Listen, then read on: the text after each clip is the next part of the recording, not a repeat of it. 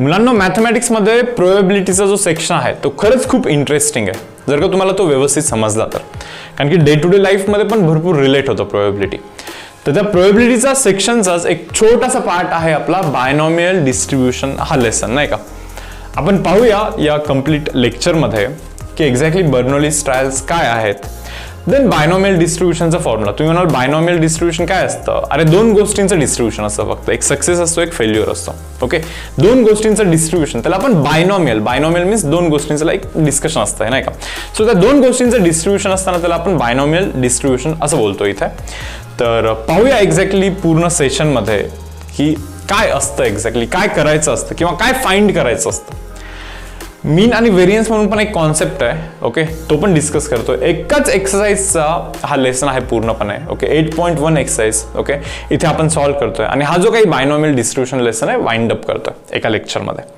Yes students, तर पहा रे, main जो पॉइंट आहे ना आजच्या डिस्कशनचा किंवा आजच्या लेक्चरचा तो आहे बायनॉमियल डिस्ट्रीब्युशनच्या फॉर्म्युलाचं डेरिव्हेशन बोलण्यापेक्षा असं समजा की तो फॉर्म्युला कुठून आला, नाही का, कसा आला तो फॉर्म्युला, त्याचं पण मी इथे एक एक्सप्लेनेशन देतोय. तर मी हे तुम्हाला आधी सांगतोय पहा की याचं जे एक्सप्लेनेशन आहे ना हे तुम्हाला बिलकुल पण बोर्ड एक्झामिनेशनसाठी लागणार नाहीये किंवा बिलकुल पण MST CET एंट्रन्स एक्झामिनेशनसाठी पण लागणार नाहीये, बिलकुल पण लागणार नाहीये. बट स्टील थोडंसं subject point of view like थोडंसं इंटरेस्ट बनवण्यासाठी किंवा व्यवस्थित आणखीन गोष्टी डिटेलमध्ये समजण्यासाठी याचं मी इथे एक्सप्लेनेशन देतोय. या एक्सप्लेनेशनसाठी आपल्याला 11चा परम्युटेशन कॉम्बिनेशनचा थोडाफार कॉन्सेप्ट इथे लागणार आहे. तर कसं माहिती का मुलांना, तुम्हाला यावर्षी परम्युटेशन कॉम्बिनेशन हा MST CET मध्ये इन्क्लूड करण्यात आलेला आहे, ओके, जो की गेल्या वर्षी नव्हता, नाही का. बट यावर्षी permutation combination like entrance examination CET मध्ये इन्क्लूड करण्यात आलेला आहे. तर याचं जे एक्सप्लेनेशन आहे भले या लेसनमध्ये इतकं तुम्हाला इम्पॉर्टंट वाटेल नाही वाटेल, बट ठीक आहे, पण याच्या एक्सप्लेनेशनमध्ये ना रे तुमचं काइंड ऑफ परम्युटेशन कॉम्बिनेशनचे थोडेफार कॉन्सेप्ट थोडेसे रिवाइज होतील, ओके, स्ट्रॉंग बनतील असं समजू शकता तुम्ही. सो तुम्ही 11th पॉईंट ऑफ व्ह्यू किंवा MST CET point of view permutation combination या लेसनला थोडंसं चांगलं करण्यासाठी हे एक्सप्लेनेशन डेफिनेटली तुम्ही ऐकू शकता रे, ओके. आता इनकेस ज्यांना फक्त बोर्डचं प्रिपरेशन करायचं आहे डायरेक्टली त्यांनी या फॉर्म्युलावरती जम्प केलं तरी काही लोड नाहीये, ओके. तर यार मी स्टार्ट करतो इथे. तर आपल्याला कोणत्या कोणत्या गोष्टी पाहिजे हे मी आधी इथे नोट डाऊन करतो. तर सर्वात पहिलं कॉम्बिनेशनमध्ये परम्युटेशन कॉम्बिनेशनमध्ये कॉम्बिनेशनचा एक फॉर्म्युला असतो NCRचा, नाही का, NCR. काय असतं एक्झॅक्टली हे NCR? N ऑब्जेक्ट मधून R ऑब्जेक्टला सिलेक्ट करण्याचे वेज असतात NCR. That is given by n factorial divide by दोघांचा डिफरन्स करायचा बरं मुलांना, n minus r whole factorial into r factorial. Okay, परत सांगतो मी पहा. NCR एक्झॅक्टली काय असतं तर n ऑब्जेक्ट मधून r ऑब्जेक्ट सिलेक्ट करण्याचे वेज असतात NCR. NCRचा फॉर्म्युला असतो पहा मुलांना n फॅक्टोरियल वरती जो n त्याचा फॅक्टोरियल डिवाइड बाय दोघांचा डिफरन्स करायचा इंटू r फॅक्टोरियल करायचं. थोडंसं मी तुम्हाला इथे दाखवतोय करून, नाही का. से फॉर एक्झाम्पल आपल्याकडे 3 स्टुडंट्स आहेत, चलो 4 स्टुडंट आहेत, okay. Say for example student A, student B, student C, student D. मुलांना आता या 4 ऑब्जेक्ट मधून या 4 स्टुडंट मधून मला फक्त 2 स्टुडंट सिलेक्ट करायचे. मी कोणते कोणते 2 स्टुडंट सिलेक्ट करेन माहिती का रे? A आणि B स्टुडंटला सिलेक्ट केलं, A आणि C ला सिलेक्ट केलं, A आणि D ला सिलेक्ट केलं, B आणि C ला सिलेक्ट केलं, B आणि D ला सिलेक्ट केलं आणि C आणि D ला सिलेक्ट केलं. काही मुलं म्हणतील की B आणि A ला नाही करणार का, B आणि A ला नाही करणार का? अरे A आणि B ला केलं ना भाऊ, तर B आणि A सेमच ना, सेम असं कॉम्बिनेशन बनतोय, बरोबर ना. आपलं इथे डिस्कशन फक्त आणि फक्त सिलेक्शनचा. या 4 मुलांमधून 4 स्टुडंट मधून फक्त आणि फक्त 2 स्टुडंट मला सिलेक्ट करायचे. मग मी A आणि B केलं काय किंवा उलटा B आणि A केलं काय, असं काही फरक पडतोय का? ॲज सच काही डिफरन्स नाहीये त्याच्यामध्ये, बरोबर. सो इथे ऑर्डर इतका इम्पॉर्टंट नाही किंवा सिलेक्ट करून आपल्याला अरेंजमेंटची काही लाईक रिक्वायरमेंट नाहीये, फक्त सिलेक्शन करायचं आपल्याला. आणि जेव्हा फक्त सिलेक्शन करायचं असतं ना रे, किती 4 स्टुडंट मधून, ओके, दोघांचं सिलेक्शन केलं आपण फक्त. पापा n ऑब्जेक्ट मधून r ऑब्जेक्टचं फक्त सिलेक्शन करतोय आपण आणि त्याचे नंबर ऑफ वेज हे असे असतात. So 4C2, okay, it should बी त्या फॉर्म्युलानुसार वरती n आहे, so n fact 4 factorial divide by difference that is 2 factorial into तो r फॅक्टोरियल म्हणजे 2 फॅक्टोरियल एक्स्ट्रा लिहायला लागतं. आता तुम्हाला माहिती आहे फॅक्टोरियल काय असतं. 4 factorial means 4 into 3 into 2 into 1 divide bye 2 factorial means 2 into 1 again 2 factorial 2 into 1 2 into 1 2 into 1 cancel. 4 into 3 12 divide by 2 कराल यू विल गेट 6. आणि हे पहा ना तुम्ही 1 2 3 4 5 6 6 तर वेज होते 2 ऑब्जेक्ट सिलेक्ट करण्याचे. बरोबर ना, 2 ऑब्जेक्ट सिलेक्ट करण्याचे वेज 6च तर होते फक्त. अरे ठीक आहे, चलो ओके. सो हा एक पॉईंट क्लिअर आहे आता तुम्हाला मुलांना की n ऑब्जेक्ट मधून r ऑब्जेक्ट फक्त आणि फक्त सिलेक्ट करण्याचे वेळेस R given by n factorial divide by n minus of r whole factorial into r factorial. Yes, पुढे पहा आता आणखीन एक कॉन्सेप्ट इथे लागणार आहे. कोणता कॉन्सेप्ट माहिती का? पहा, समजा जर का आपल्याकडे n ऑब्जेक्ट्स असतील, आपल्याकडे ना n ऑब्जेक्ट्स असतील, ओके, आणि त्या n ऑब्जेक्ट मधून ओके, जर का p ऑब्जेक्ट्स आयडेंटिकल असतील, मी परत सांगतोय पहा, n ऑब्जेक्टला अरेंज करण्याचे ways, number of ways of arranging n objects is given by n factorial. अरे n object n factorial ways मध्ये अरेंज होऊ शकत असतात, असं याचा मीनिंग आहे. n objects can be arrange in n factorial ways. जसं की एक्झाम्पल दाखवतोय पहा मी तुम्हाला. से फॉर एक्झाम्पल 1 2 3 3 ऑब्जेक्ट आहेत ना रे बाबा, 1 2 3 3 ऑब्जेक्ट आहेत ना, 3 objects can be arrange in 3 factorial ways. या स्टेटमेंट नुसार 3 फॅक्टोरियल म्हणजे काय असतं, 3 इंटू 2 इंटू 1 असतं, दॅट इज इक्वल टू 6 असतं. पहा, 3 objects can be arrange in 3 factorial ways. जसं की 1 2 3 can be arrange in 3 factorial ways, means 6 ways मध्ये अरेंज होतात असं म्हणतोय आपण. खरंच होतात का पाहूया बरं. हे पहा, 1 3 2 2 1 3 2 3 1 3 1 2 3 2 1. पहा ना, 1 2 3 4 5 6 6 वेज मध्ये अरेंज होतातच ना, बरोबर ना. 3 objects can be arrange in 3 factorial means 6 ways, बरोबर आहे. So similarly n objects can be arranged in n factorial ways. n distinct, थोडंसं मी क्लिअर करतो आता इथे स्टेटमेंट मी परत करतोय. n distinct objects can be arranged in n factorial ways. Okay, but समजा n ऑब्जेक्ट मध्ये जर का p ऑब्जेक्ट सेम असतील, म्हणजे ना पहा या हे जे 3 ऑब्जेक्ट होते ना, 1 2 3 3 ऑब्जेक्ट आहेत ना, बट त्या 3 ऑब्जेक्ट मधले जर का कोणते तरी 2 ऑब्जेक्ट जर का सेम असतील, तर टोटल अरेंजमेंटचे वेज किती होतात पहा. काय आता हे 1 2 2 एक अरेंजमेंट झाला, 2 1 2 दुसरा अरेंजमेंट झाला, 2 2 1 तिसरा अरेंजमेंट झाला. हे सोडून आणखीन काही अरेंजमेंट पॉसिबलच नाही, तुम्ही करून पहा. इतकेच 3 अरेंजमेंट दिसतात तुम्हाला, किंवा इतकेच 3 नंबर बनवू शकतात या 3 नंबरचा यूज करून. ओके, मग तुम्ही तर म्हणलं होतं यार 1 2 3 3 objects can be arrange in 3 factorial ways. 3 factorial म्हणजे 6 वेज मध्ये अरेंज झाले पाहिजे, नाही होऊ शकत. सो म्हणून स्टेटमेंट असं पाहिजे होतं, n distinct object, अलग अलग object, n distinct objects can be arranged in n factorial ways. But n मधले जर का काही ऑब्जेक्ट सेम असतील, जसं की 3 मधले जर का काही ऑब्जेक्ट सेम असतील, पहिले तर काय करायचं माहिती का, 3 object can be arrange in 3 factorial ways, divide by करायचं. अरे हे 2 ऑब्जेक्ट सेम आहेत ना, 2 ऑब्जेक्ट सेम म्हणजे एक ऑब्जेक्ट रिपीट झालाय 2 टाइम्स झाला म्हणून डिवाइड बाय 2 फॅक्टोरियल करायचं. सो आन्सर बनतो पहा 3 into 2 into 1 divide bye 2 factor 2 into 1 cancel होतो, काय बनतं रे 3 बनतं. समजतं मुलांना हे तुम्हाला? आणखीन एक एक्झाम्पल दाखवतो पहा. से फॉर एक्झाम्पल असे नंबर असतील 1 1 1 3 4 5 6. किती ऑब्जेक्ट आहे? 1 2 3 4 5 6 7 objects can be arranged in 7 factorial ways. But एक असा ऑब्जेक्ट आहे जो की 3 वेळेस आलेला, 3 वेळेस नाही का. So just divided by 3 factorial ways. So इतक्या नंबरला अरेंज करण्याचे इतके वेज असतात. 7 फॅक्टोरियल डिवाइड बाय 3 फॅक्टोरियल इतके वेज मध्ये ते अरेंज होऊ शकत असतात. ओके स्टुडंट्स, ठीक आहे. आय होप तुम्हाला एक बेसिक अंडरस्टँडिंग आता इथे आलेलं आहे नाही का. म्हणजे जे आता बायनॉमियल डिस्ट्रीब्युशनचा तो फॉर्म्युला समजण्यासाठी, बर्नौलीज फॉर्म्युला समजण्यासाठी जी गोष्ट पाहिजे ऑलमोस्ट ती बऱ्यापैकी मी इथे एक्सप्लेन केलेली आहे. आता पहा अरे की एक्झॅक्टली हे बायनॉमियल डिस्ट्रीब्युशन कशासाठी असतं काय असतं माहिती का, की एक एक्सपेरिमेंट असतो जो की खूप वेळेस आपण करत असतो. एकच एक्सपेरिमेंट करायचा बट तो मल्टिपल टाइम्स करायचा. से फॉर एक्झाम्पल कॉइन टॉस करायचा. आता एक कॉइन टॉस करतो यार मी, एक तर हेड पडेल ना तर टेल पडेल, हा ठीक आहे. बट तो एक्सपेरिमेंट मी खूप जास्त वेळेस करतोय. से फॉर एक्झाम्पल 10 टाइम्स करतोय किंवा 15 टाइम्स करतोय. ओके, तर अशा वेळी आपल्याला हे बायनॉमियल डिस्ट्रीब्युशनचा हेल्प होत असतो. पहा जर का मी तुम्हाला असा एक क्वेश्चन विचारेन, पहा काय नीट. एक जर का कॉइन टॉस केला मी तर एक तर हेड पडतं नाही तर टेल पडतं. हा आपला सॅम्पल स्पेस आहे. ठीक आहे यार, जर का समजा माझा इंटरेस्ट असा असेल की कॉइन टॉस केल्यानंतर हेड पडला पाहिजे, असं जर का माझा इंटरेस्ट असेल तर काय रे हेड पडण्याची प्रोबॅबिलिटी काय असते सांगा बरं मुलांना. एक कॉइन टॉस केला, हेड पडण्याचे वेज एकच आहेत बट टोटल वेज 2 आहेत. सो हेड पडण्याचा प्रोबॅबिलिटी 1/2 आहे यार. मी म्हणतो ठीक आहे यार हे ओके चलो. आता एक काम करतो मी 2 वेळेस कॉइन टॉस करतो.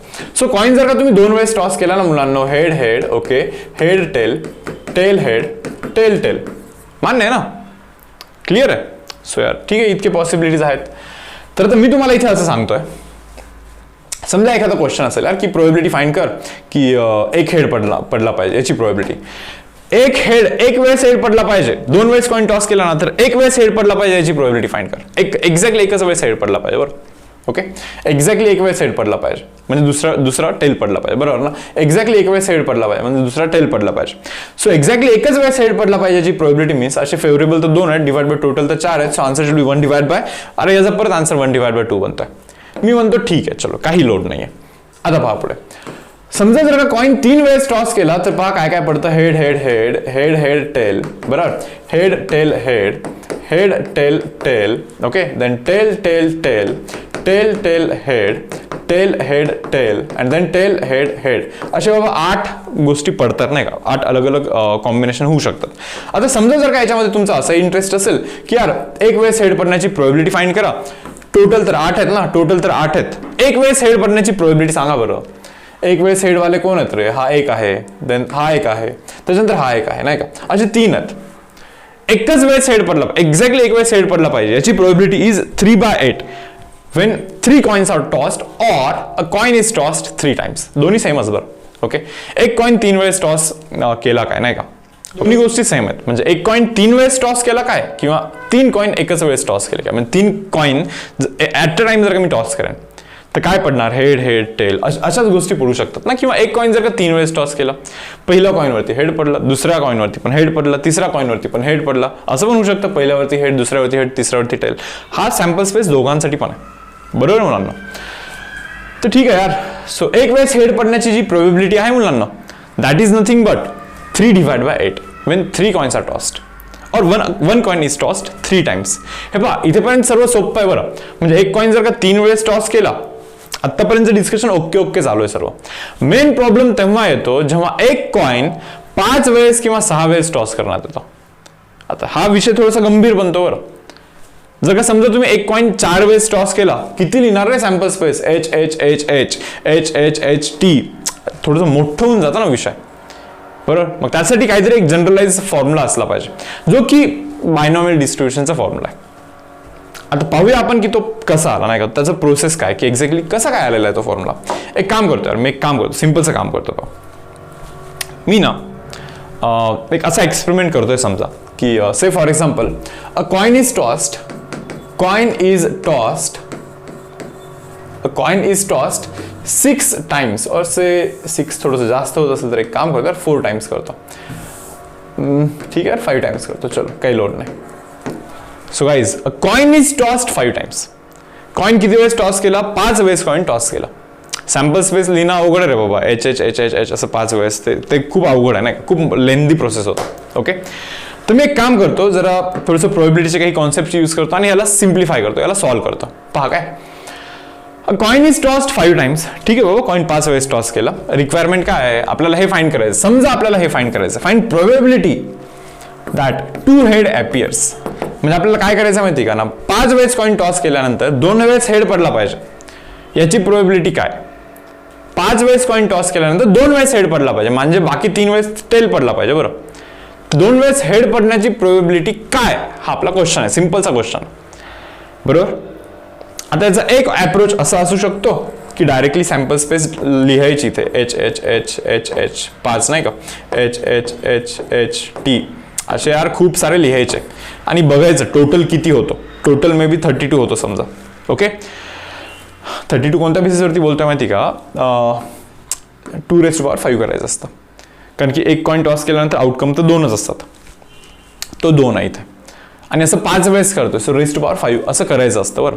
ओके, तोच असतो सॅम्पल स्पेसचा काउंट. पहा ना तुम्ही, 2⁵ म्हणजे एक कॉइन 3 वेळेस टॉस केला तर 2⁵ केलं तर 8च सॅम्पल स्पेस होतं ना, H H H H H T वाले असे 8च होतं ना इथे. सो हा तो फॉर्म्युला असतो ऍक्च्युली. सो 32 येतोय खरं, पण आपल्याला हे माहित नाही, आता हे काउंट करायला लागेल की एक्झॅक्टली 2 हेडवाले असे किती आहेत फेवरेबल, आणि मग त्याच्यानंतर ते आन्सर करायला लागेल. थोडंसं लेंदी म्हणून हे थोडंसं स्किप करतोय, जरा बघतोय की अल्टरनेट काही सोल्युशन आहे का इथे. ओके, मे बी काहीतरी असेलच दुसरा सोल्युशन. तर ठीक आहे, मी आता इथं असं लिहितोय. पहा, आपल्याला काय पाहिजे माहिती का, आपल्याला प्रोबॅबिलिटी ऑफ 2 हेड पाहिजे बाबा, बस 2 हेड पाहिजे. 5 वेळेस टॉस केल्यानंतर 2 वेळेस हेड पाहिजे. यस, तर आता मी असं करतोय. पहा इथे 2 वेळेस हेड पाहिजे ना, मग ठीक आहे एक काम करतो. पहिल्या वेळेस हेड पडला पाहिजे, दुसऱ्या वेळेस पण हेड पडला पाहिजे, तिसऱ्या वेळेस टेल पडला पाहिजे, अगेन टेल पडला पाहिजे, अगेन टेल पडला पाहिजे. ऑर इथे लिहितो ऑर. ओके, पहा प्रोबॅबिलिटीचा कॉन्सेप्ट यूज करतो मी इथे. काय माहिती का, तुमचं रिक्वायरमेंट आहे 2 वेळेस हेड पडला पाहिजे, बस 2 वेळेस हेड पडला पाहिजे, ती रिक्वायरमेंट मी इथे सॅटिस्फाय करतो. 2 वेळेस हेड पडण्याची प्रोबॅबिलिटी मीन्स, ओके, हा एक केस बनतो. पहा, पहिल्या वेळेस हेड पडला पाहिजे, दुसऱ्या वेळेस हेड पडला पाहिजे, तिसऱ्या वेळेस टेल, चौथ्या वेळेस टेल, पाचव्या वेळेस टेल. हे अँड म्हणजे मल्टिप्लिकेशन करायचं असतं. अँड म्हणजे काय माहिती का, पहिल्या वेळेस हेड पडला पाहिजे and at the same time दुसऱ्या वेळेस पण हेड पडला पाहिजे. अँड आहे म्हणून इथे मल्टिप्लिकेशन. प्रोबॅबिलिटीचा रूल आहे सिंपल.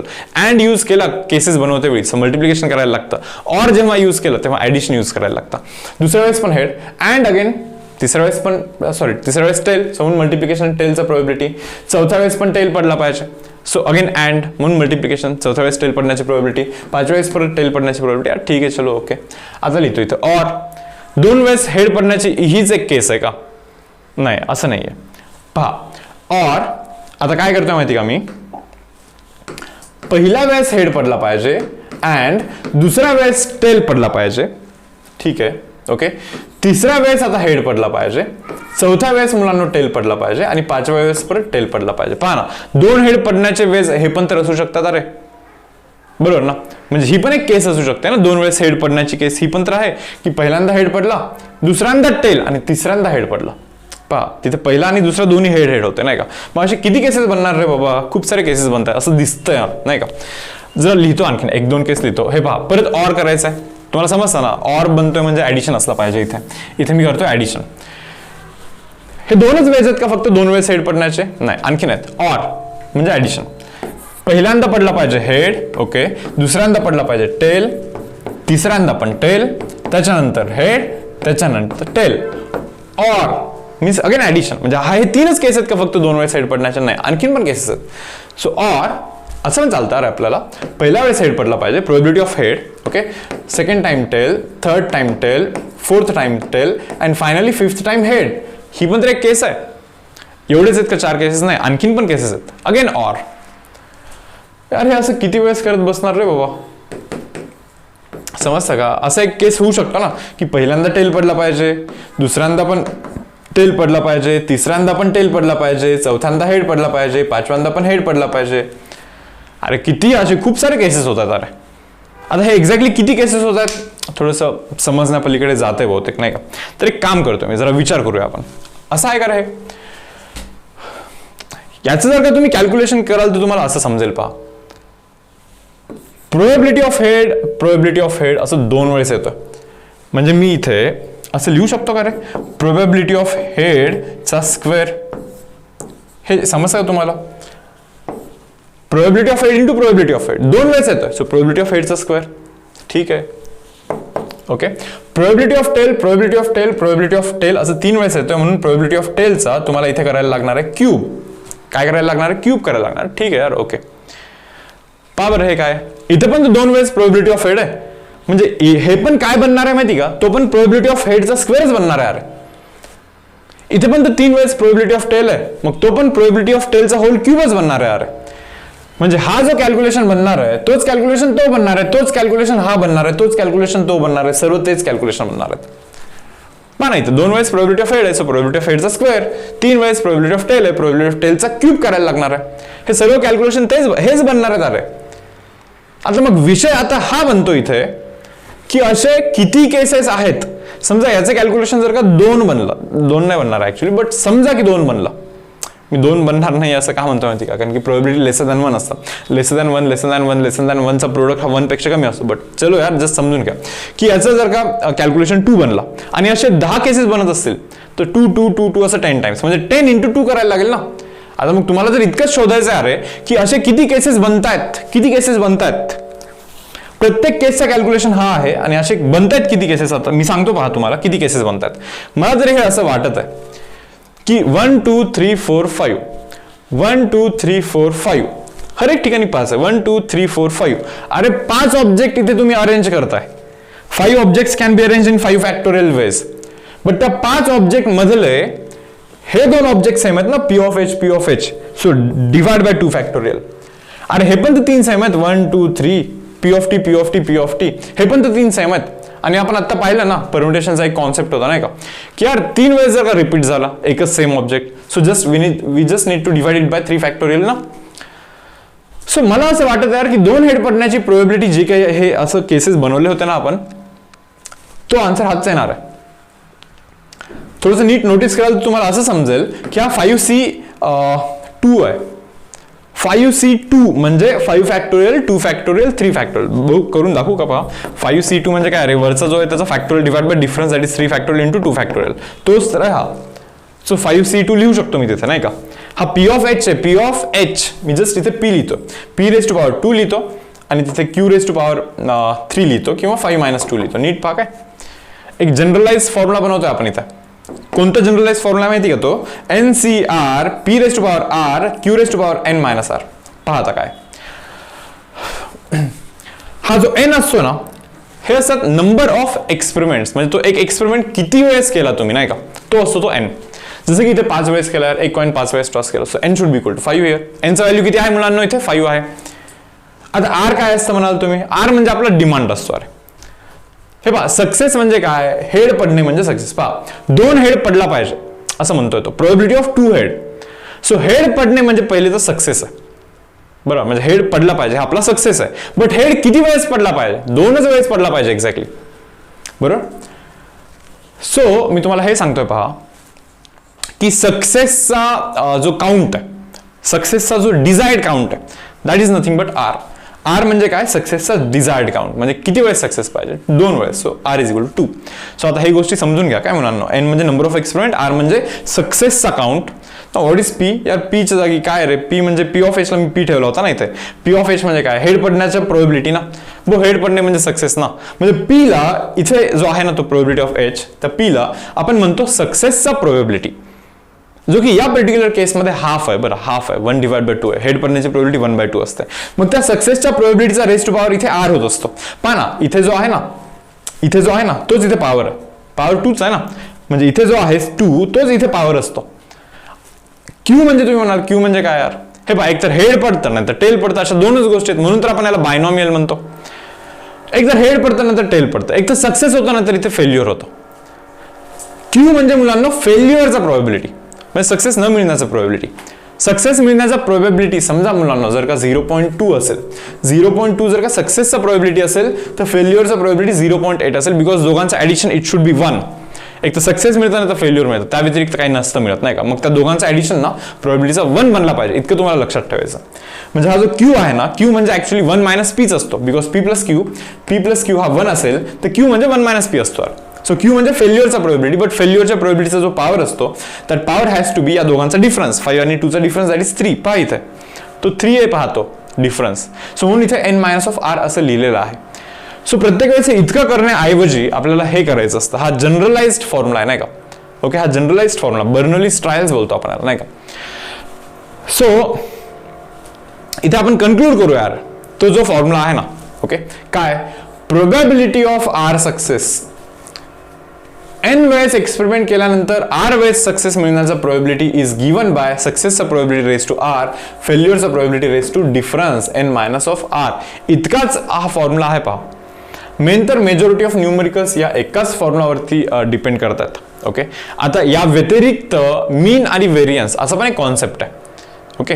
आता मीन आणि व्हेरियन्स ना मी एक काम करतो पहिले ना या फॉर्म्युलावरती आपण खूप सारे क्वेश्चन्स करूया त्याच्यानंतर लास्ट वाला जो क्वेश्चन आहे ओके एक्सरसाइज मध्ये जे क्वेश्चन्स आहेत ना शेवटचे तिथे मीन आणि व्हेरियन्स लागणार आहे.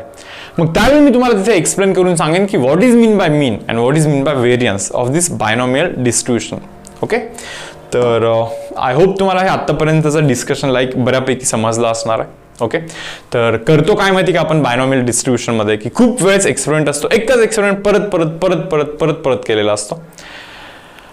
मग 10 वेळेस किंवा N टाइम्स जर काही एक्सपेरिमेंट केला तर R टाइम्स सक्सेस मिळण्याची प्रोबेबिलिटी म्हणजे 10 वेळेस केल्यानंतर R वेळेस हे असं झालं पाहिजे त्याची प्रोबेबिलिटी जर का फाइंड करायची असेल तर आपण हे बायनॉमियल डिस्ट्रीब्युशन यूज करतो ओके. आता बायनॉमियल डिस्ट्रीब्युशन यूज करते वेळी काही कन्सिडरेशन पण असतात. आता हा जो फॉर्म्युला आहे ना तर हा फॉर्म्युला यूज करते वेळी ओके काही गोष्टी तुम्हाला इथे कन्सिडर करायला लागतात. जसं की रिप्लेसमेंट जर का नसेल, विदाउट रिप्लेसमेंट जर का काही कार्ड्स वगैरे ड्रॉ केलं तर तिथे हा असा फॉर्म्युला यूज होत नसतो. मग तो सम आल्यानंतर ना मी तिथे तुम्हाला एक्सप्लेन करून सांगेन व्यवस्थित की हा फॉर्म्युला यूज करते वेळी काय काय गोष्टी तुम्हाला इथे लक्षात ठेवायला लागतात. ओके, बट स्टार्ट करूया आपण पहा मुलांना एक्सरसाइज नंबर 8.1. ओके, तर सी क्वेश्चन नंबर 1 हियर. काय म्हणतात रे, अ डाय इज थ्रोन 6 टाइम्स. एक डाय 6 वेळेस थ्रो केलाय. अ डाय इज थ्रोन 6 टाइम्स. ठीक आहे, एक डाय 6 वेळेस थ्रो केला. ठीक आहे, डाय थ्रो केल्यानंतर परत काय असतं 1 2 3 4 5 6 इतक्या गोष्टी पडतात. असं 6 वेळेस टाकला आपण. ठीक आहे, चलो. Okay, if getting an odd number is a success. Odd number मिळणं हे सक्सेस आहे म्हणे. पहा, probability of odd number. Odd number मिळण्याची प्रोबेबिलिटी ही 1/2 आहे ना, कारण की ऑड नंबर असे किती वेळेस किती ऑड आहेत रे इथे 3 आहेत, 1 3 आणि 5. ओके, डिवाइड बाय टोटल तर 6 आहेत. सो ऑड नंबर पडण्याची प्रोबेबिलिटी 1/2 आहे. ऑड नंबर न पडण्याची प्रोबेबिलिटी म्हणजे फेल्युअरची प्रोबेबिलिटी ही पण अगेन 1/2 असणार आहे. कारण की सक्सेसची 1/2 असेल तर फेल्युअरची पण 1 - 1/2 दॅट इज 1/2 बनणार आहे तो, नाही का. तर ठीक आहे, इथेपर्यंत लिहिलं. आता क्वेश्चन काय जर वाचतोय आपण पहा, फाइंड प्रोबेबिलिटी ऑफ 5 सक्सेसेस म्हणा. नीट बघा काय ते असं म्हणतात, फाइंड प्रोबेबिलिटी ऑफ 5 सक्सेसेस. तुम्हाला तर माहिती 6 वेळेस थ्रो केलाय. फॉर्म्युला माहिती ना आपला, probability of R success is NCR. सक्सेसचा प्रोबेबिलिटी रेस टू आर, फेल्युअरचा प्रोबेबिलिटी रेस टू N-(r). पारे बाबा, 6 वेळेस एक्सपेरिमेंट केलाय, त्याच्यामध्ये 5 वेळेस सक्सेस पाहिजे. सक्सेसचा प्रोबेबिलिटी हाफ आहे. पहा, सक्सेस म्हणजे ऑड नंबर पडणे, ऑड नंबर पडण्याची प्रोबेबिलिटी हाफ आहे. रेस टू पॉवर हा 5 करायला लागतो. फेल्युअरचा प्रोबेबिलिटी अगेन हाफ आहे मुलांना. रेस टू पॉवर या दोघांचा डिफरन्स दॅट इज 1 करायला लागतो. हा सबटाईप नंबर 1चा आन्सर आहे. ओके, कॅल्क्युलेशन करायचे फक्त. पहा हे पुढचे. सेकंड पहा, ते म्हणतात ऍटलिस्ट 5 सक्सेसेस म्हणे. हे पहा, 6 वेळेस एक्सपेरिमेंट केलाय, ऍटलिस्ट 5 सक्सेस पाहिजे म्हणे. ऍटलिस्ट 5 सक्सेस म्हणजे काय रे बाबा, 5 सक्सेस नव्हतं 6 सक्सेस, मिनिमम 5 सक्सेस म्हणे. तर 5 सक्सेस प्लस आणि आणखीन एक 6 सक्सेस, नाही का. मिनिमम 5 सक्सेस म्हणजे 5 तर सक्सेस मिळालेच पाहिजे. 6 वेळेस पण सक्सेस मिळाला तरी ठीकच आहे. ऑरचा केस बनतो. पहा, ऑर म्हणजे काय, ऍडिशन. 5 वेळेस मिळाला तरी ठीक आहे. ऑर 6 वेळेस मिळालं तरी चालेल, नाही का. तर पहा यार, आता 5 वेळेस सक्सेस मिळालं म्हणजे काय, टोटल 6 वेळेस एक्सपेरिमेंट केलाय की नाही. एक काम करतो, याच्या खाली लिहितो.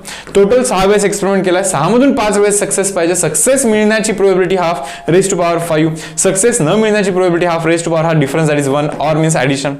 6च्या 6 वेळेस सक्सेस मिळण्याची प्रोबेबिलिटी म्हणजे काय रे बाबा, 6 मधून 6 वेळेस सक्सेस मिळाला पाहिजे. सक्सेस मिळण्याची probability half raise to power हा 6 करायला लागतं. सक्सेस न मिळण्याची probability again half raise to power यांचा जो डिफरन्स आहे तो 0 करायला लागतो आपल्याला इथं. कॅल्क्युलेशन तुम्हाला करायचं आहे, हे थोडंसं कॅल्क्युलेशन हवं तर मी करून दाखवतो या एक पर्टिक्युलर सम मध्ये. 6C5 म्हणजे मुलांना 6 factorial divide by difference that is 1 factorial. Okay, into 5 factorial लिहायला लागतं आपल्याला इथे, इंटू 5 फॅक्टोरियल. ओके, आता हे तर हाफ रेस टू पॉवर 6च बनणार आहे. प्लस 6C6 म्हणजे 6 factorial divide by difference that is 0 factorial into 6 factorial. Again half raise to power पहा 6च बनणार आहे. बेस सेम असेल, पॉवरचा ऍडिशन 6 + 0 = 6. यस, काय बनतो रे हा 6 फॅक्टोरियल म्हणजे काय असतं मुलांना, 6 × 5 × 4 × 3 × 2 × 1 असंच ना. म्हणजे 6 × 5 फॅक्टोरियल ना, डिवाइड बाय 5 फॅक्टोरियल तर आहेच आहे खालती. हाफ रेस टू पॉवर 6 आहेच आहे परत, बरोबर. हे 6 फॅक्टोरियल कॅन्सल आणि 0 फॅक्टोरियलचा व्हॅल्यू असतो मुलांना 1. हे लक्षात ठेवा काय. प्लस इथे हाफ रेस टू पॉवर 6 काय रे, हाफ रेस टू पॉवर 6 बनतो. मला वाटतं half raise to 6 half raise to 6 दोन्हीकडून कॉमन कराल, हे कॅन्सल बनतं पहा. Okay, so guys half raise to power जर का 6 तुम्ही कॉमन कराल तर इथे 6 + 1 बनणार म्हणजे 7 बनणार. So answer should be 7 × half raise to power 6. हा आपला इथे आन्सर बनतोय, बरोबर. तर लास्ट वाला काय म्हणतात पहा, ते म्हणतात ॲट मोस्ट 5 सक्सेसेस म्हणा. म्हणजे ॲट मोस्ट 5 सक्सेस म्हणजे मॅक्सिमम 5 वेळेस सक्सेस मिळाला पाहिजे म्हणे. मॅक्सिमम 5 वेळेस सक्सेस. हा, मी एक काम करतो, इथे असं लिहितो, टोटल एक्सपेरिमेंटचं 6 वेळेस करताय, ठीक आहे. 0 वेळेस सक्सेस मिळाला असं बनवू शकतो. 0 वेळेस सक्सेस म्हणजे काय माहिती का, सक्सेस म्हणजे ऑड नंबर पडला पाहिजे त्याची प्रोबेबिलिटी.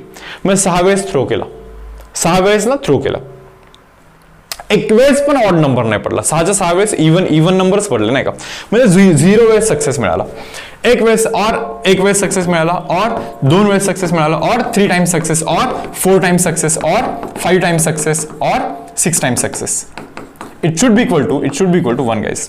यार यातला कोणता ना कोणता होणार ना, जिथे 100% शुअरिटी असते ना, अशा प्रोबेबिलिटीचा ऍडिशन हा 1 बनत असतो. नीट पहा, 6 वेळेस जर का एक्सपेरिमेंट करत असाल बरोबर, तर 0 वेळेस सक्सेस म्हणजे सक्सेसच नाही मिळाला.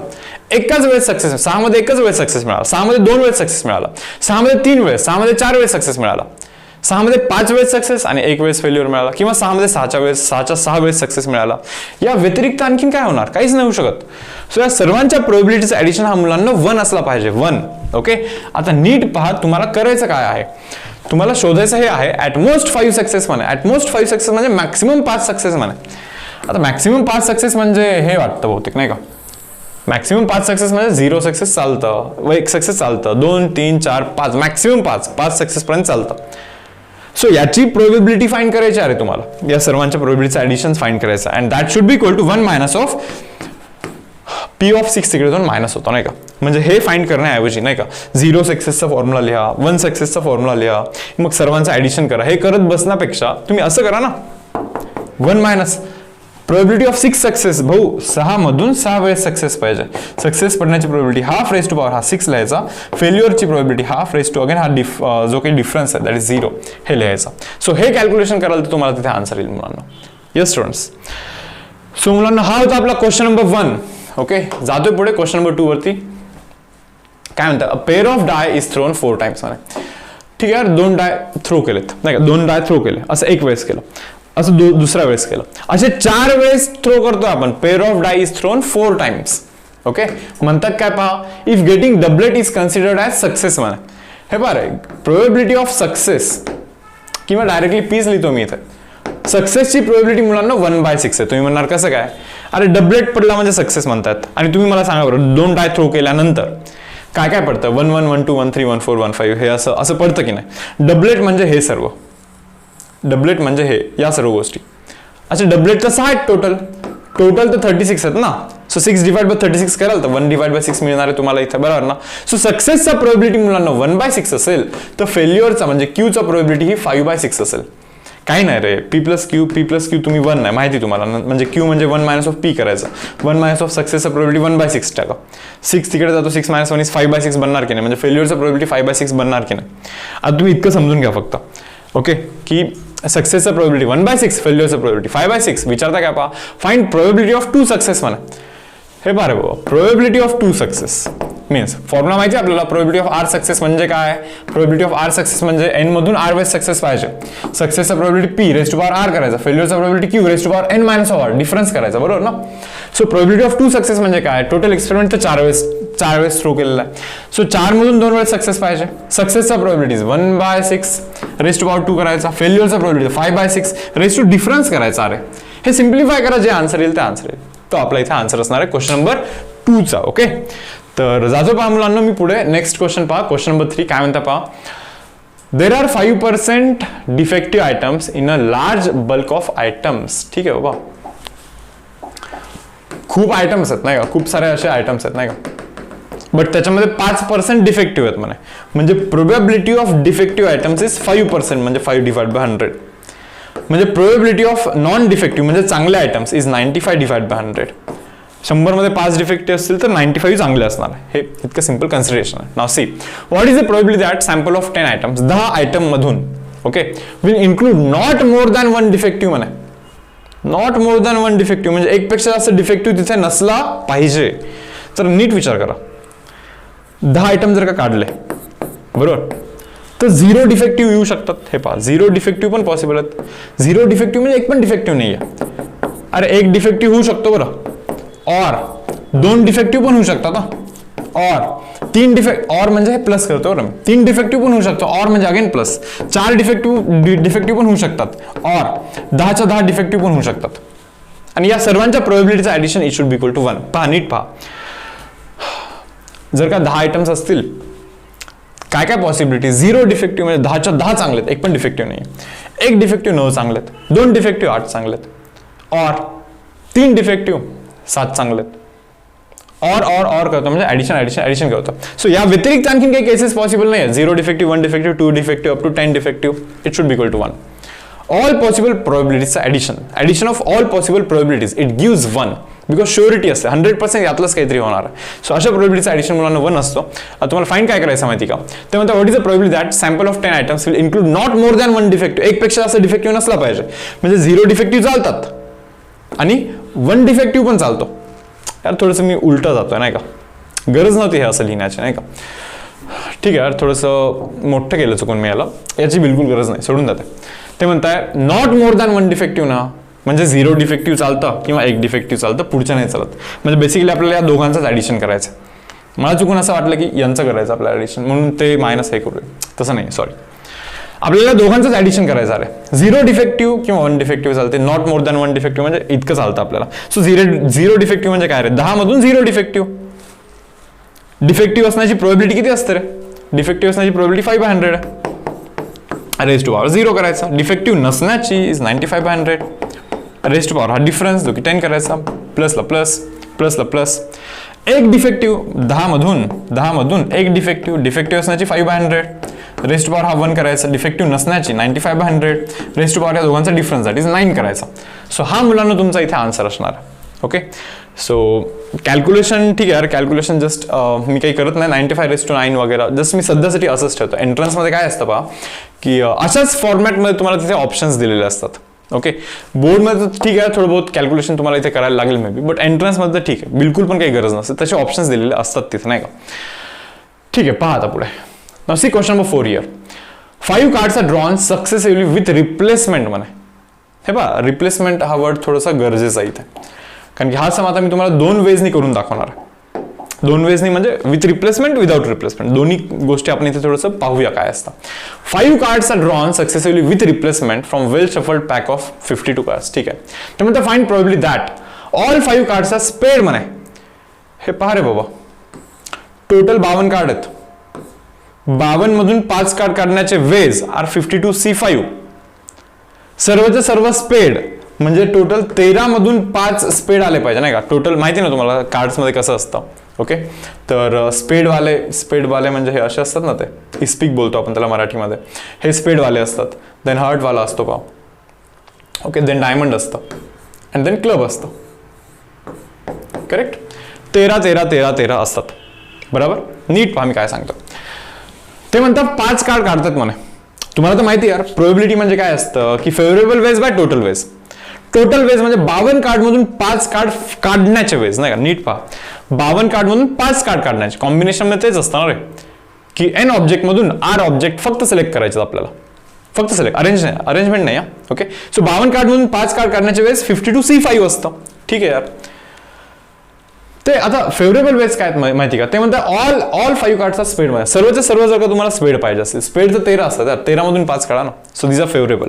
ओके, हे असं आन्सर केव्हा बनतं माहिती का, हे आन्सर केव्हा बनतं माहिती का मुलांना, हे आन्सर बनतं केव्हा, जेव्हा विदाउट रिप्लेसमेंट असतं.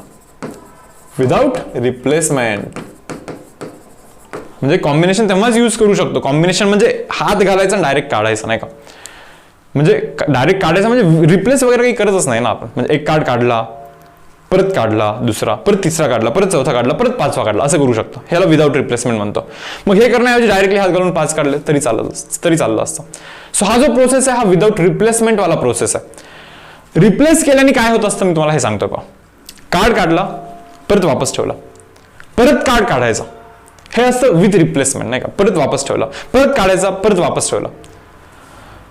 सो विथ रिप्लेसमेंट असेल तर होत काय असतं मी तुम्हाला सांगतो का. इथे असा विषय आहे की स्पेड मिळाला म्हणजे सक्सेस. 5 वेळेस मी एक्सपेरिमेंट करतोय, नीट विचार करा. 5 वेळेस मी एक्सपेरिमेंट करतोय, 5 वेळेस.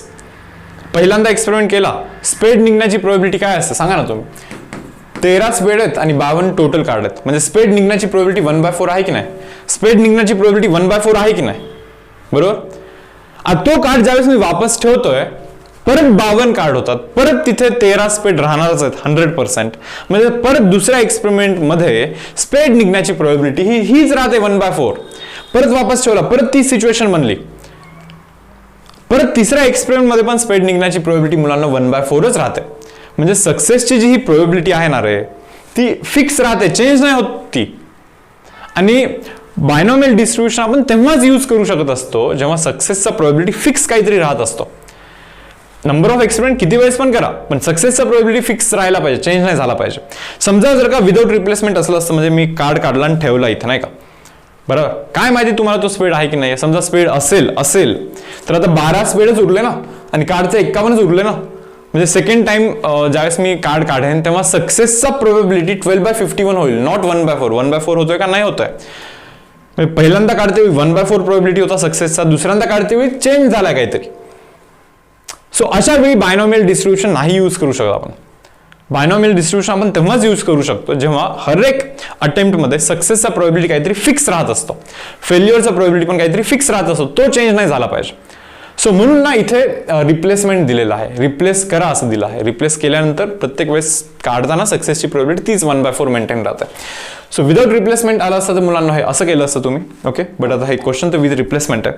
सो हे समजून घेणे पण फार गरजेचं आहे की कधी काय यूज करायचं आहे, कारण की 11चा पण प्रोबॅबिलिटी सिलेबसमध्ये आहे. So may be without replacement जर का आला आणि तुम्ही जर का हे असं केलं तर तुमचा आन्सर रॉंग होणार आहे. येस स्टुडंट्स, तर पहा यार आता 5 cards are drawn successfully with replacement from a well shuffled pack of 52 cards. ठीक आहे, find probability that all 5 cards are spade म्हणे, म्हणजे रिक्वायरमेंट तर स्पेड्स आहे यार. प्रोबॅबिलिटी ऑफ स्पेड मिळण्याची probability 13 divide by 52 that is equal to 1/4 असतं, बरोबर आहे. स्पेड न मिळण्याची प्रोबॅबिलिटी मुलांना ही असेल 3/4. स्पेड मिळण्याची 1/4, स्पेड न मिळण्याची 3/4. सो दॅट ॲडिशन 1 बनला पाहिजे ना आपल्याला, हेच तर रिक्वायरमेंट असतं आपलं. So all 5 cards are spade म्हणे. आता इथे पहा, प्रोबॅबिलिटी ऑफ 5 स्पेड इज इक्वल टू, भाऊ एक्सपेरिमेंट तर 5 वेळेस केला, 5च्या 5 मध्ये स्पेड म्हणजे सक्सेस मिळाला पाहिजे. सक्सेस मिळणे म्हणजे पी ना, बरोबर ना. सक्सेस मिळणे म्हणजे स्पेड आला म्हणजे सक्सेस, नाही का. सो स्पेडचा प्रोबॅबिलिटी 1/4 आहे. रेज टू पॉवर हा 5 करायला लागतो. फेल्युअर म्हणजे स्पेड नाही मिळाला पाहिजे म्हणजे फेल्युअर, नाही का. म्हणजे फेल्युअरचा प्रोबॅबिलिटी 3/4 आहे. रेज टू या दोघांचा difference that is equal to 0 करायला लागेल आपल्याला इथे. सो मुलांना हा आपला इथे आन्सर असेल. सिम्प्लिफाय करा यार आता. 5 म्हणजे 5 factorial divide by difference 0 factorial into 5 factorial लिहायला लागतं इथे, इंटू 1/4 रेज टू पॉवर इथे 5 करायला लागतं. एनिथिंग रेज टू 0 तर 1च असतो. सो हे कॅन्सल बनतं, 1च बनतो. So answer should be 1/4 raise to power 5. हा आपला आन्सर बनतो इथे. सबटाइप नंबर 1चा आन्सर आहे. सबटाइप नंबर 2 काय म्हणतोय पहा बरं, ओनली 3 कार्ड्सचा स्पेड बना. यार म्हणजे काय माहिती का, 3 स्पेडची प्रोबॅबिलिटी फाइंड करायची. म्हणजे 5 वेळेस तुम्ही कार्ड काढला बट 3च वेळेस तुम्हाला स्पेड म्हणजे सक्सेस पाहिजे. स्पेड म्हणजे सक्सेसचं प्रोबॅबिलिटी 1/4 आता काढलं होतं आपण, रेज टू पॉवर 3 करायला लागेल. फेल्युअरचा प्रोबॅबिलिटी म्हणजे 3/4 रेज टू त्या दोघांचा डिफरन्स दॅट इज 2 करायला लागेल. सो 3 स्पेड निघण्याची प्रोबॅबिलिटी ही असेल मुलांना नन इज स्पेड. एक पण स्पेड नाहीये म्हणजे तुम्हाला समजतं का. प्रोबॅबिलिटी ऑफ 0 स्पेड, 5 मधून 0 स्पेड, बरोबर. स्पेड निघण्याचा प्रोबॅबिलिटी 1/4 रेज टू 0, न निघण्याचा probability 3/4 raise to power difference that is 5 करायला लागतं इथे. Yes or no. सो हा याचा आन्सर बनतोय थर्ड सब टाइपचा. तर मुलांना हा होता आपला क्वेश्चन नंबर 4. जातोय पहा मी पुढे. क्वेश्चन नंबर 5 पहा आता व्यवस्थित काय म्हणताय. A probability that a bulb produced by factory will fuse after 150 days is 0.05 म्हणे. नीट पहा काय ते म्हणताय. Probability that bulb produced by factory will fuse after 150 days of use is 0.05. म्हणजे ना रे 150 days प्लस बल्ब चालण्याची प्रोबॅबिलिटी 0.05 आहे. ते म्हणतात 150 days नंतर फ्यूज होण्याचा प्रोबॅबिलिटी, म्हणजे 150 days यूज होऊन फ्यूज झाला ना, म्हणजे 150 प्लस टाइम चालण्याचा प्रोबॅबिलिटी इज 0.05 आहे. यस. पुढे काय म्हणतं पहा. Find probability that out of 5 bulbs okay none will fuse after 150 days of use म्हणे. None will fuse after 150 days म्हणे. नीट पहा काय. प्रोबॅबिलिटी दॅट 0 म्हणजे 0 बल्ब, नन विल फ्यूज म्हणजे 0 बल्ब फ्यूज आफ्टर 150 days, बरोबर. म्हणजे किती बल्ब घेतले तरी टोटल 5 ना. ओके. सो 5 बल्ब मधून 0 will fuse after 150 days. 0 will fuse after 150 days म्हणजे एक पण फ्यूज होत नाही 150 नंतर, असंच ना. So none will fuse after 150 days of use, बरोबर. म्हणजे चलो 5 मध्ये 0 150 दिवसाच्या पुढे फ्यूज झालेत, म्हणजे सर्वच्या सर्व 150च्या आधीच फ्यूज झालेत. सो 5 मधून 0 150 daysच्या नंतर फ्यूज झालेत. 150 daysच्या नंतर फ्यूज होणे मीन्स सक्सेसचा प्रोबॅबिलिटी 0.05 रेज टू पॉवर हा करायला लागतो 0. Failure means 0.95 raise to power दोघांचा difference that is equal to 5. So हा मुलांना आपला फर्स्ट सब टाइपचा इथे आन्सर असणार आहे. Not more than 1 will fuse after 150 days of use. Not more than 1 ना, म्हणजे एकतर 0 फ्यूज झाले पाहिजे 150 दिवसानंतर, ओके, नाहीतर एक फ्यूज झाला पाहिजे 150 दिवसानंतर. नॉट मोर दॅन 1 म्हणजे 2 फ्यूज नाही होऊ शकत 150 दिवसानंतर. म्हणजे या दोघांचं ऍडिशन म्हणजे काय रे. आता पहा बरं. आता इथे 0 विल फ्यूज म्हणजे 5 मध्ये 0 will fuse after 150 days. After 150 days fuse होण्याचा probability 0.05 raise to power 0. 0.95 raised power difference that is equal to 5 plus 1 will fuse after 150 days, म्हणजे 5 मधून एक 150 डेजच्या नंतर फ्यूज होतोय रेस्ट पॉवर 0.95 रेस्ट पॉवर काय difference that is equal to 4. हे असं तुम्हाला इथे करायला लागणार. येस स्टुडंट्स, सो हा आपला आन्सर असेल सबटाईप नंबर 2चा. सबटाईप नंबर 2चा आपला हा आन्सर असणार आहे. आता मी तुम्हाला इथे हे सजेस्ट करतोय अरे की ना तुम्हाला थोडंसं कॅल्क्युलेशनवरती वर्क करायला लागणार आहे बरं. म्हणजे जर का तुम्हाला तुमचे लॉगचे कॅल्क्युलेशन वगैरे इतके स्ट्रॉंग नसतील नाही का, तर आता हे थोडंसं बोर्ड ओरिएंटेड जर का सांगायचं झालं तर इथे लाईक कॅल्क्युलेशन तुम्हाला करायला लागणार लॉग टेबलचा यूज करून. बट एंट्रन्समध्ये ना लॉग टेबलची गरजच नसते, लॉग टेबल नसतंच ॲक्च्युली. एक तर आन्सर असं दिलेलं असतं जर का असा क्वेश्चन असेल तर, नाही तर इतका कॉम्प्लिकेटेड आन्सर येईल असं क्वेश्चनच नसतो. म्हणजे लाईक क्वेश्चनच असा असतो की लाईक कॅल्क्युलेशन व्यवस्थित करून तुमचा आन्सर लाईक तिथे काही ना काही येऊन जातं पॉईंटमध्ये, असंच असतं एंट्रन्समध्ये. ओके, पुढचं पाहरे पुढे काय म्हणतात, मोर दॅन 1 म्हणे. More than 1 will fuse after 150 days of use म्हणे. मोर दॅन 1 म्हणजे काय की एक फ्यूज झाला 150 दिवसानंतर. सॉरी, मोर दॅन 1 म्हणजे सॉरी 2 रे बाबा, एकपेक्षा जास्त फ्यूज झाले म्हणे 150 दिवसानंतर. म्हणजे 2 फ्यूज झाले, 3 फ्यूज झाले, 4 फ्यूज झाले, 5 फ्यूज झाले. याची प्रोबॅबिलिटी आपल्याला फाइंड करायची. पण तुम्हाला हे समजतं का, 0 फ्यूज झाले, 1 फ्यूज झाला, 5 बल्बमधून 150 दिवसानंतर 0 फ्यूज झाले, 5 बल्बमधून 150 दिवसानंतर 1 फ्यूज झाला किंवा 2 फ्यूज झाला, और 3 फ्यूज, 4 फ्यूज, 5 फ्यूज, या सर्वांचं addition it should be equal to 1. But आपल्याला फाइंड काय करायचं माहिती का, आपल्याला हे फाइंड करायचं. ते म्हणताय मोर than 1 will fuse after 150 days of use. म्हणजे मोर दॅन 1, मोर दॅन 1 म्हणजे 2 फ्यूज झाले पाहिजे, किंवा मोर दॅन 1 म्हणजे 3 फ्यूज झाले तरी चालतील, और 4 फ्यूज झाले तरी चालतील, किंवा 5 फ्यूज झाले तरी चालतील. सो या सर्वांचं ऍडिशन फाइंड करायचं आहे. But that is equal to 1 minus of हे ना रे, 1 मायनस ऑफ ते ना.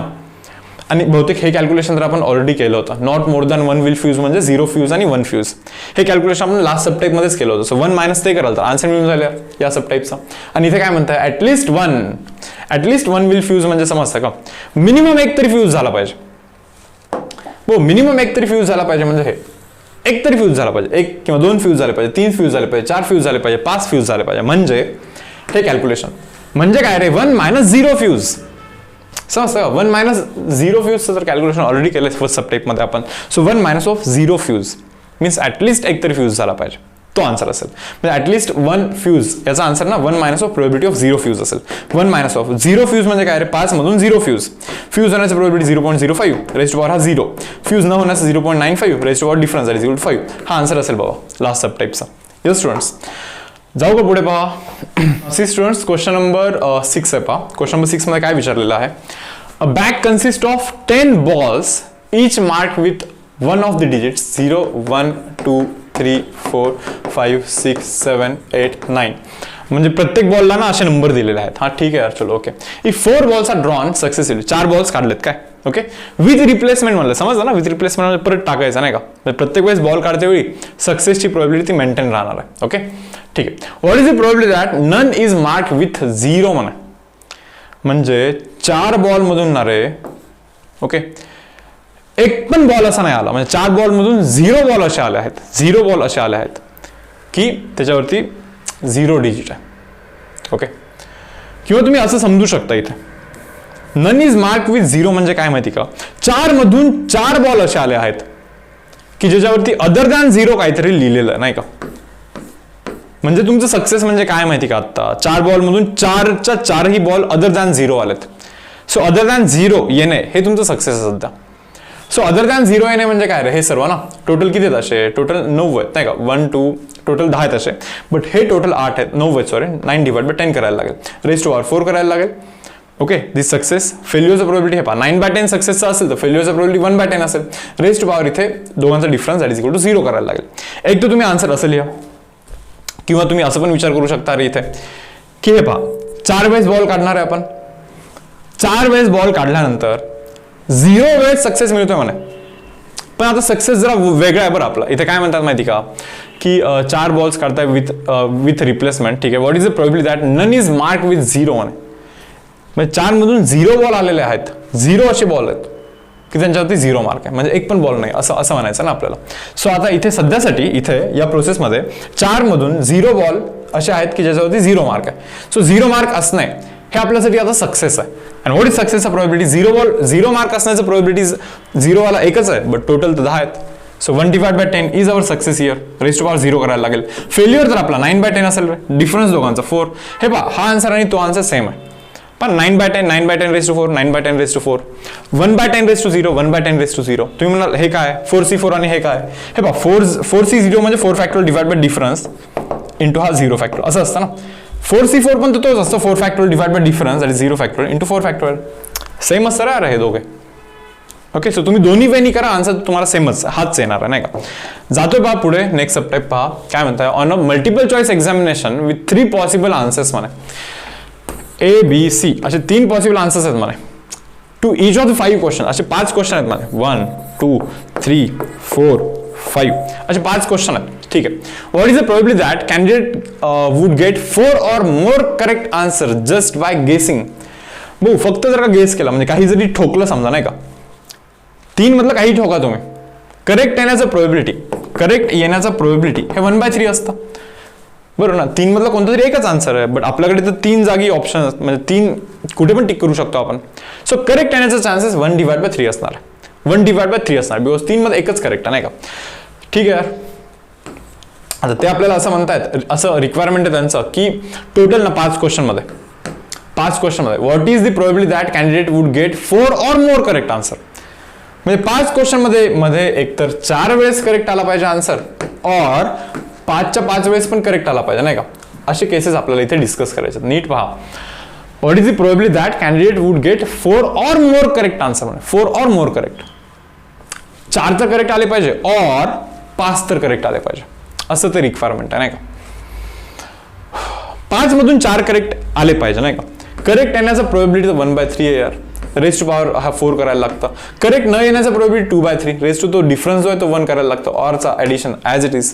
तुम्हाला समजतं ना, करेक्ट येण्याचा प्रोबॅबिलिटी 1/3 असेल तर करेक्ट न येण्याचा प्रोबॅबिलिटी हे मुलांना 1 - 1/3 दॅट इज इक्वल टू 2/3 असतं. करेक्ट न येणे म्हणजेच क्यू असतो आपला, क्यू त्या फॉर्म्युलामधला क्यू असतो. ओके, प्लस 5च्या 5 करेक्ट येणे म्हणजे काय रे, 5 मधून 5 करेक्ट आले पाहिजे. करेक्ट येण्याचा प्रोबॅबिलिटी 1/3. रेज टू पॉवर हा 5 करायला लागतं. करेक्ट न येणे म्हणजे काय 2/3. रेज टू पॉवर दोघांचा डिफरन्स आहे 0 करायला लागतं. तर आता पहा बरं, इथे थोडं बहुत सिम्प्लिफिकेशन तुम्ही करू शकता मुलांना. इथे थोडंसं करून दाखवतो पहा. 5C4 तुम्ही कॅल्क्युलेशन कराल, you will gate 5 here. Okay, इथे जर का तुम्ही पाहाल 3 आहे, 3 पण आहे म्हणजे खाली 3 तर 100% राहणार आहे. म्हणजे 1/3 तर राहणारच आहे. आणि इथे 2 आहे पहा एक्स्ट्रा. 2ला जरा बाहेर काढतो मी इथे. बरोबर. 5C5 1 बनत असतो. 3 आहे पहा यार. एनिथिंग रेज टू 0 तो 1 बनतो. म्हणजे हे फक्त 1/3 राहणार आहे इथे. सो बनतं काय माहिती का, 1/3 जर का तुम्ही कॉमन केलं, 1/3 जर का मुलांना तुम्ही कॉमन केलं तर 5 × 2 इथे 10 आहे. 10 + 1 इज 11. सो आन्सर शुड बी 11 × 1/3 हा आपला इथे आन्सर बनतोय. और 11/3 असं तुम्ही इथे याला लिहू शकता. Yes students. तर जातोय पहा पुढच्या समोरती. काय म्हणता पहा, क्वेश्चन नंबर आहे 8. ओके, काय म्हणतात, a person boys a lottery ticket in 50 lotteries मध्ये. म्हणजे काय करतोय माहिती का, 50 लॉटरीचे तिकीट घेत होतो. 50 लॉटरीचे तिकीट घेतोय. ठीक आहे. तर चान्स ऑफ विनिंग हे 1/100 आहे म्हणा. म्हणजे 50 घेतलं तिकीट, हे एक तिकीट लागण्याची चान्सेस हे 1/100 आहेत म्हणा. ठीक आहे, चलो. Okay, what is the probability that he will win prize at least once. म्हणजे मिनिमम एक वेळेस तरी तो जिंकेल. ओके, याची प्रोबॅबिलिटी काय म्हणे पहा बरं जरा. 50 तिकीट आहेत त्याच्याकडे. 0 वेळेस जिंकला, 1 वेळेस जिंकला, 2 तिकीट लागले त्याला नाही का, 3 तिकीट लागले, 4 तिकीट लागले, 5 तिकीट लागले, किंवा 50च्या 50 तिकीट लागले. याच्या सर्व प्रोबॅबिलिटीचं addition it should be equal to 1. हे तरी समजतं का तुम्हाला? कारण की या व्यतिरिक्त आणखीन कोणती पॉसिबिलिटी नाही यार. एकतर 50च्या 50 तिकीट मधून एक पण तिकीट नाही लागला, 1 तिकीट लागला, 49 नाही लागले, 2 लागले, 48 नाही लागले, 3 तिकीट लागले, 47 नाही लागले, 50 आउट ऑफ 50 तिकीट्स लागले. ऑल पॉसिबल पॉसिबिलिटीजचा ऍडिशन, प्रोबॅबिलिटीजचा addition it should be equal to 1. आता ते विचारते आपल्याला ऍटलिस्ट वन्स म्हणा. What is the probability that he will win at least once. At least once म्हणजे हे का रे, ऍटलिस्ट वन्स मीन्स मिनिमम 1 वेळेस जिंकला पाहिजे. 1 वेळेस, 2 वेळेस, 3 वेळेस, 4 वेळेस, 5 वेळेस. सो याचा probability means 1 minus of probability of 0. याचा probability means 1 minus of probability of 0. म्हणजे 1 मायनस ऑफ प्रोबॅबिलिटी ऑफ 0 म्हणजे काय, 1 वेळेस पण नाही जिंकला तो. म्हणजे मुलांना 50 मधून 0 वेळेस जिंकला, 50 मधून 0 वेळेस जिंकला. बरं, जिंकण्याची प्रोबॅबिलिटी इज 1/100. नीट पहा, 50 मधून 0 वेळेस जिंकला बोललो मी, नाही का? म्हणजे जिंकला म्हणजे सक्सेस असलं पाहिजे. Success probability 1/100 raise to 0. Failure probability 99/100 raise to power हा difference that is equal to 50 करायला लागेल. हा आन्सर बनणार आहे. करा कॅल्क्युलेशन. 50C0 50 बनत असतं, सॉरी 1 बनत असतं, 1 बनतं आणि हे तर 1 बनतं परत. 99/100 रेस टू 50, 1 - 99/100 रेस टू 50 हा आपला इथे आन्सर बनणार. सेकंड सब टाईप काय म्हणतं? एक्झॅक्टली वन्स म्हणा. He will win exactly once. भाऊ एक्झॅक्टली वन्स म्हणजे काय? एक्झॅक्टली एक वेळेस जिंकला पाहिजे, म्हणजे प्रोबेबिलिटी ऑफ 1 करायचं आपल्याला. 50 तिकीटमधून एक्झॅक्टली एकच वेळेस जिंकला पाहिजे. जिंकण्याची प्रोबेबिलिटी 1/100 रेस टू पॉवर 1, हारण्याची प्रोबेबिलिटी 99/100 रेस टू पॉवर दोघांचा डिफरन्स दॅट इज 49. सो हा आपला आन्सर असणार आहे सेकंड सब टाईपचा. करेक्ट. आणि थर्ड सब टाईप म्हणताय ॲटलिस्ट ट्वाईस म्हणा. समजलं का तुम्हाला? ॲटलिस्ट ट्वाईस म्हणजे मिनिमम 2 वेळेस तरी त्याने जिंकला पाहिजे. मिनिमम 2 वेळेस म्हणजे हे बहुतेक हे विचारतात ते आपल्याला. समजतं का? मिनिमम 2 वेळेस म्हणजे 2 वेळेस, 3 वेळेस, 4 वेळेस, 5 वेळेस, 6 वेळेस. It should be equal to 1 minus of 0 वेळेस जिंकला पाहिजे आणि 1 वेळेस जिंकला पाहिजे. या दोघांना तिकडे जाऊन मायनस करायचं. 1 वेळेस जिंकला पाहिजे, आत्ताच काढले तुम्ही. 0 वेळेस जिंकला पाहिजे, हे ऑलरेडी होतच ना. बस हे पण जाऊन तिकडे मायनस करायचं होतं आपल्याला, बाकी काही नाही. ओके. तर आय होप तुम्हाला हा सम व्यवस्थित समजला आहे. स्पून फिडिंग नाही आहे फक्त इथे. ओके. इतकाच काही जणांचा प्रॉब्लेम असेल की लाईक पूर्ण कॅल्क्युलेट करून जस्ट दाखवत नाही आहे, नाही का? यार तुम्ही समजून घ्या, हे तुम्हालाच करायचं असतं मुलांना. हीच गोष्ट शिका तुम्ही. आणि जर का हीच गोष्ट तुम्ही शिकाल ना, बस एक्झाममध्ये लाईक कोणीच रोखू नाही शकत तुम्हाला. होतं काय माहिती का, लाईक सर्व तुम्ही बस बघत असता, बऱ्याच वेळी बुक्स तुम्ही वाचत असता, मॅथमॅटिक्स पण वाचता, बरोबर. प्रॅक्टिस थोडं बहुत करायला लागतं ना, स्वतःला सॉल्व्ह करायला लागतं एंडपर्यंत. यूट्यूब चॅनलवरती बस पाहायचं आपण, नाही का, की यार हे असं सॉल्व्ह करायचं, बट करायचं काहीच नाही. त्याच्याने नाही होत अरे, त्याच्याने इम्प्रूव्हमेंट नाही होणार, त्याच्याने स्कोर्स नाही येणार आहेत तुमचे. ओके. ॲक्च्युअलमध्ये स्वतःला तुम्हाला करायचं आहे. टीचरचं काम, आमचं काम लाईक डायरेक्शन द्यायचं तुम्हाला, हे असं करायचं, इतकं सांगेन मी तुम्हाला व्यवस्थित. पण तसं करायचं तुम्हाला आहे. मग तुम्ही स्वतः ज्यावेळेस ते कराल, मग तुम्हाला समजेल यार की हां म्हणजे कुठेतरी काहीतरी छोटासा प्रॉब्लेम आहे तुम्हाला, नाही का. मग आणखीन इव्हॉल्व्ह व्हाल तुम्ही. Yes students. ठीक आहे यार, पहा आता पुढे जातोय मी. In a box of floppy disk, ठीक आहे, डिस्कचा बॉक्स आहे. It is known that 95% will work, म्हणजे 95% वर्क करतात म्हणजे डिस्क. ठीक आहे. A sample of 3 disk is selected at random. Find the probability that none will work. म्हणजे एक पण वर्क नाही करत आहे भाऊ. 3 मधून 0 वर्क करतात. वर्क करण्याची probability is 95/100 raise to 0. Work न करण्याची probability is 5/100 raise to power difference that is 3. हे समजतं ना मग तुम्हाला? 95% वर्क, हे पहा प्रोबेबिलिटी ऑफ वर्क करण्याची प्रोबेबिलिटी 95% म्हणजे डिवाइड बाय 100. मग वर्क न करण्याची probability is 1 minus of P. बरोबर ना. क्यू म्हणजे फेल्युअरचा प्रोबेबिलिटी, 1 मायनस पी असतो तो. सो 1 मायनस ऑफ 95/100 तुम्ही कराल ना, ऑटोमॅटिकली विल गेट 5/100 इयर. तेच तर करतो मी इथे. So 3, okay, a sample of 3 disc. 3 disc मधून नन विल वर्क, म्हणजे 3 डिस्क मधून 0 वर्क करतात. नन विल वर्क म्हणजे 0 वर्क करतात. 3 डिस्क मधून 0 वर्क करतात म्हणजे वर्क करण्याची प्रोबेबिलिटी लिहायची.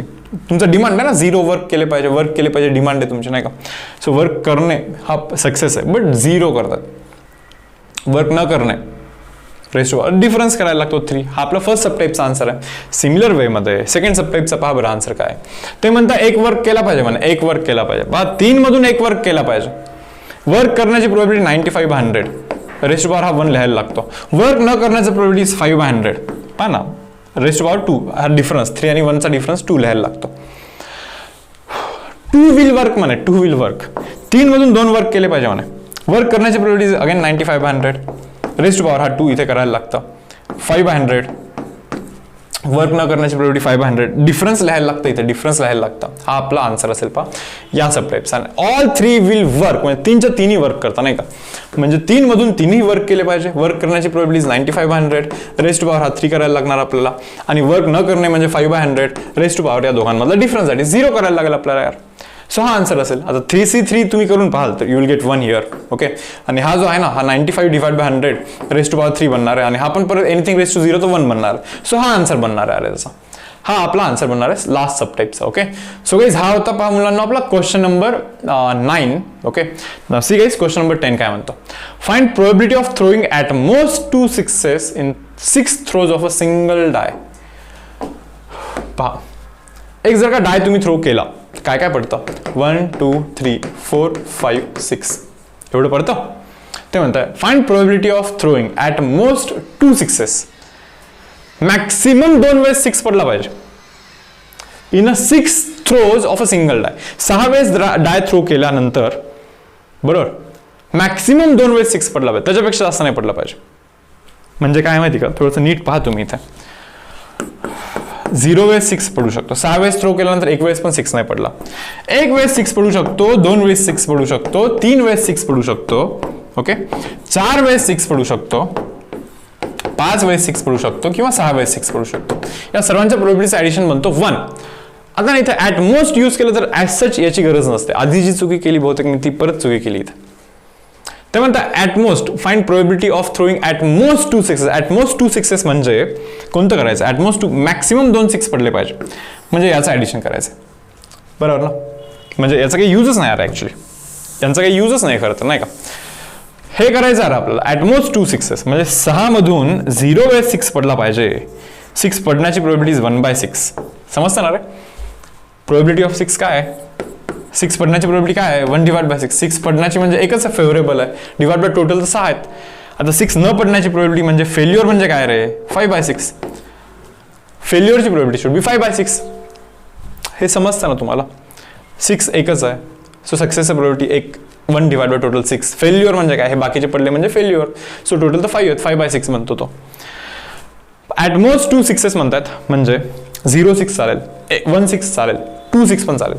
ॲट मोस्ट मॅक्सिमम 2 6s, ठीक आहे, त्याच्यापेक्षा जास्त नको आहे 6. सो 6 मधून 0 वेळेस 6 पडला, 6 पडण्याची प्रोबॅबिलिटी 1/6 रेज टू 0. 6 न पडण्याची प्रोबॅबिलिटी 5/6 रेज टू पॉवर, हा डिफरन्स करायला लागतं. 1 वेळेस 6 पडला, 6 मधून 1 वेळेस 6 पडला, अरे 6 पडण्याची प्रोबॅबिलिटी 1/6 करा, रेज टू पॉवर 1 करा. 6 न पडण्याची म्हणजे फेल्युअरची प्रोबॅबिलिटी 5/6 रेज टू, हा difference that is equal to 5 करायला लागेल. ऑर परत प्लस करतोय, 2 6 पडले पहा मुलांना. 6 मधून 2 वेळेस 6 पडला, 6 पडण्याची प्रोबॅबिलिटी 1/6 रेज टू पॉवर हा 2 करायला लागतं आणि 6 न पडण्याची प्रोबॅबिलिटी 5/6 रेज टू पॉवर हा डिफरन्स करायला लागतो, that is equal to 4. So हा मुलांना आपला इथे आन्सर असणार आहे. ओके, कॅल्क्युलेशन करायचे तुम्हाला, कॅल्क्युलेशन. येस, ठीक आहे यार, जातो का पुढे. नेक्स्ट 11 नंबरचा सम पहा बरं काय म्हणतात. It is known that 10% of certain articles are defective. 10% defective आहे म्हणा, ठीक आहे चलो. Okay, so probability of defective articles is 10% म्हणजे 10 डिवाइड बाय 100 म्हणजे 1 डिवाइड बाय 10 हे डिफेक्टिव्हची प्रोबॅबिलिटी आहे आणि चांगली असण्याची प्रोबॅबिलिटी इट शुड बी 9/10. 1/10 डिफेक्टिव्हची प्रोबॅबिलिटी तर 9/10 चांगली असण्याची probability. What is the probability that random sample of 12 such articles 9 are defective. अरे सोपं आहे, 12 मध्ये 9 डिफेक्टिव्ह पाहिजे तुम्हाला. 12 मध्ये 9 डिफेक्टिव्ह पाहिजे, डिफेक्टिव्ह पाहिजे म्हणतोय आपण. डिफेक्टिव्ह पाहिजेची probability 1/10 raise to power 9. Defective नसण्याची प्रोबॅबिलिटी 9/10 रेज टू पॉवर, यांचा डिफरन्स करायला लागतो जो की 3 बनतो यार. सो हा आन्सर बनतो, बरोबर ना, हा आन्सर बनतो. यार इतके सोपे क्वेश्चन्स आहेत ना, म्हणजे काय आता एक क्वेश्चन जरी समजला तरी बाकी सर्व क्वेश्चन लाईक होत आहेत आपल्याने, नाही का. तर पाहून घ्या. इट इज नोन दॅट 10%, परत सांगतो हवं तर, it is known that 10% of certain articles manufactured is defective. Defective असण्याची प्रोबॅबिलिटी 10% आहे म्हणा. 10% म्हणजे 10/100 डिफेक्टिव्हची प्रोबॅबिलिटी, म्हणजे चांगल्याची प्रोबॅबिलिटी 9/10. 1/10 डिफेक्टिव्हची, 9/10 चांगल्याची. ते म्हणताय what is the probability that a random sample of 12 such articles, 12 article आहेत, 12 आर्टिकल म्हणून 9 डिफेक्टिव्ह पाहिजे. सो 12 मधून 9 पाहिजे डिफेक्टिव्ह. इथे डिफेक्टिव्हची प्रोबॅबिलिटी लिहायची असते. आता आपला सक्सेस म्हणजे डिफेक्टिव्ह आहे इथे, कारण की 12 मध्ये 9 डिफेक्टिव्ह पाहिजे, म्हणजे डिफेक्टिव्ह आला की सक्सेस वाटतं. असे 9 वेळेस सक्सेस पाहिजे आपल्याला. सो सक्सेसची प्रोबॅबिलिटी 1/10, डिफेक्टिव्हची प्रोबॅबिलिटी 1/10 रेज टू पॉवर हा 9 लिहायला लागतो. डिफेक्टिव्ह नसण्याची प्रोबॅबिलिटी 9/10 डिफरन्स दॅट इज 3 लिहायला लागतो. हा आपला इथे आन्सर बनतो. येस स्टुडंट्स, तर आता पुढे पहा मुलांना. आता पुढे काय नाही का, आता एक मीन म्हणून एक कॉन्सेप्ट आहे आणि एक व्हेरियन्स म्हणून कॉन्सेप्ट आहे. आधी आपण ते कॉन्सेप्ट डिस्कस करूया की मीन काय असतं, व्हेरियन्स काय असतं. ओके, तर पहा रे, बायनॉमियल डिस्ट्रीब्युशन मध्ये आपण n टाइम्स एक्सपेरिमेंट करत असतो, n वेळेस एक्सपेरिमेंट करतो, n वेळेस, बरोबर. मीन जो असतो ना, mean it is equal to NP. आता what is mean by mean exactly, नाही का. तर मीन म्हणजे ना किती वेळेस सक्सेस मिळतं त्याला बोलतो आपण मीन. मीन म्हणजे number of successes, average number of successes means mean. म्हणजे समजा ना रे, 1000 वेळेस जर का एक्सपेरिमेंट केला तर किती वेळेस सक्सेस मिळतो, ऑन एन ॲव्हरेज किती वेळेस सक्सेस मिळाला पाहिजे मीन्स मीन. सिम्पल. समजा एक इमॅजिन करा, नाही का, 10 वेळेस जर का मी कॉइन टॉस केला, 10 वेळेस कॉइन टॉस केला, बरोबर. तर तुम्ही मला हे सांगा यार की माझं जर का डिमांड असेल हेड पडणे, म्हणजे हेड पडला की मला वाटत असेल मला सक्सेस मिळाला, बरोबर. तर तुम्हाला काय वाटतं ऑन अन ॲव्हरेज मला किती सक्सेस मिळतील? साधीशी गोष्ट आहे, 10 वेळेस कॉइन टॉस केला, 5 वेळेस हेड पडतील, 5 वेळेस टेल पडतील. ऑन अन ॲव्हरेज 5 वेळेस तुला सक्सेस मिळतील. ऑन अन ॲव्हरेज 5 वेळेस सक्सेस मिळतील, बरोबर ना. मग तेच असं कॅल्क्युलेट करायचं असतं. पहा N स्टँड्स फॉर 10, 10 वेळेस एक्सपेरिमेंट केला. P स्टँड्स फॉर सक्सेसचा प्रोबॅबिलिटी. भाऊ हेड पडणे माझ्या सक्सेस आहे माझ्यासाठी, नाही का. हेड पडण्याची प्रोबॅबिलिटी तर हाफ आहे ना. मग या दोघांचं ज्यावेळेस आपण प्रोडक्ट करतो ना NP, पहा ना, N चा व्हॅल्यू 10 टाकतो, P चा व्हॅल्यू हाफ टाकतो, किती बनतं रे? 5 बनतो की नाही. So average number of successes means mean in a binomial distribution. परत सांगतोय पहा व्यवस्थित पाहून घ्या. आता समजा अरे 1000 वेळेस एक एक्सपेरिमेंट करतोय म्हणजे N = 1000 बनला पाहिजे. यस, 100%, बरोबर. कॉइनचंच परत एक्झाम्पल घेतोय मी, परत व्यवस्थित समजावण्यासाठी तुम्हाला, नाही का. एक कॉइन 1000 वेळेस टाकतोय मी. आता तुमचं सक्सेस काय आहे तुम्ही जरा सांगा मला. समजा एखाद्याचा सक्सेस असेल हेड पडणे म्हणजे सक्सेस असेल, बरोबर. सो हेड पडण्याची प्रोबॅबिलिटी हाफ आहे म्हणजे सक्सेसचा प्रोबॅबिलिटी इज हाफ, बरोबर. आता आपला इंटरेस्ट याच्यामध्ये आहे की जर का 1000 वेळेस एक्सपेरिमेंट 1000 टाइम्स एक्सपेरिमेंट होत असेल तर ऑन अन ॲव्हरेज किती सक्सेस मिळू शकतात त्याला, नाही का. किती सक्सेस मिळतील त्याला, तर त्याला बोलतो आपण मीन. 1000 एक्सपेरिमेंट मध्ये ऑन अन ॲव्हरेज किती वेळेस त्याला सक्सेस मिळेल is nothing but mean here. So मीनचा फॉर्म्युला असतो पहा NP. आणि पहा ना हे व्हॅलिड आहे यार, N इज 1000 आणि P चा व्हॅल्यू 1/2 आहे. सो आन्सर पाहाल तर इथे 500 बनतो, बरोबर ना रे. 1000 वेळेस एक्सपेरिमेंट केलं, 1000 टाइम्स एक्सपेरिमेंट केलं तर 500 times head, 500 times 10. So on an average 500 times success मिळाला पाहिजे ऍक्च्युली, बरोबर. ॲव्हरेज व्हॅल्यू ऑफ सक्सेस और ॲव्हरेज नंबर ऑफ सक्सेस केव्हा कमी होतात? वेन N चा व्हॅल्यू कमी, सॉरी P चा व्हॅल्यू कमी झाला तर ॲव्हरेज कमी होतो, ॲव्हरेज सक्सेसचा काउंट कमी होतो. समजा जर का एक असा कॉइन असेल की हेड पडण्याची probability is say for example 1/4. Assume करा यार असा कॉइन आहे, बायस्ड कॉइन आहे, म्हणजे जास्त वेळेस टेलच पडतो. यार काहीतरी आहे, जरा चेंज आहे काहीतरी त्याच्यात, नाही का, की टेलच जास्त वेळेस पडतो, हेड पडण्याचं probability is 1/4. Now what is the average expectation of number of successes? 1000 times जर का एक्सपेरिमेंट केला, हे पहा mean is NP, mean means NP, okay. So N stands for 1000 and success probability is 1/4, that means 250. So on an average I will expect 250 times success expect करेन मी. म्हणजे 1000 times experiment झाला तर 250 times मी success expect करेन इथे. Correct यार.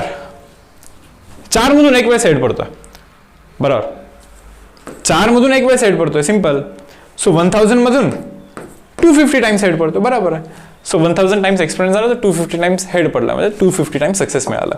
So इथे जो मीन, हा जो मीन असतो ना, मीनचा जो फॉर्म्युला आहे ना NP, so mean stands for success, number of सक्सेसचा average count is mean here. Number of सक्सेसचा average count on an average किती वेळेस सक्सेस मिळाला इज मीन हिअर, ओके. आता राहतो प्रश्न व्हेरियन्सचा.